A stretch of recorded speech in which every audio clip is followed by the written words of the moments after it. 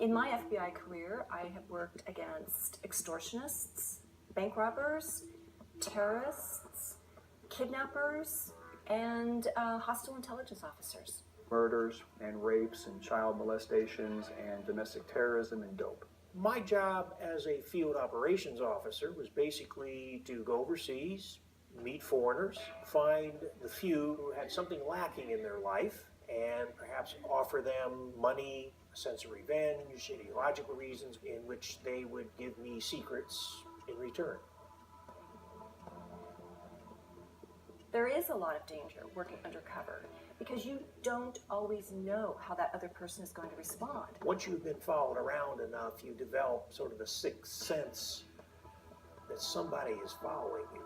You're always scanning. You're always looking at people's hands. You always find yourself checking the rearview mirror when you're working undercover. It's not necessarily paranoia, it's awareness. You know, as soon as I leave my house here, I'm looking behind me when I'm walking. I sit with my back against the wall.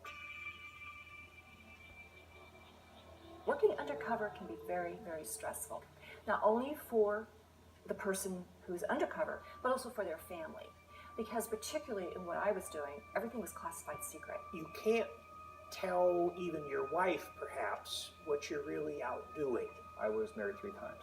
Both of my first marriages that failed was because you become a different person, you know, and so your wife's looking at you and kind of like, I don't know you anymore. To be a really good undercover means you got to put your whole heart into it. You put your family second, and that hurts. The first few times I went undercover, my heart was beating fast. And I walked into a room thinking everyone is going to know I'm a fake. I mean, that was a real fear I had. And the one thing I did to work through that was to settle into an identity that was my own. The name I used almost didn't matter because I was still going as me. It really didn't matter if you thought you were talking to Gene Coyle, State Department officer, or Gene Coyle, the CIA officer. You came to like me, trust me. That was the thing. You had to build a sense of trust with that foreigner to where they would quit just giving you the party line and start telling you what they really thought. We work a situation to where they trust us, okay? And we actually have got to, at the end of the day, betray that trust with them. When the gun comes out and says, ha-ha, I'm an FBI agent. It's impossible to like every target you go after.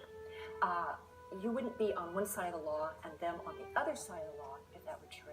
And believe it or not, as really creepy and cruddy and despicable as a lot of people are out there that we're looking at, there's usually something that is a soft spot that you can say, okay, this is why I'm going to spend the next 3 hours with you.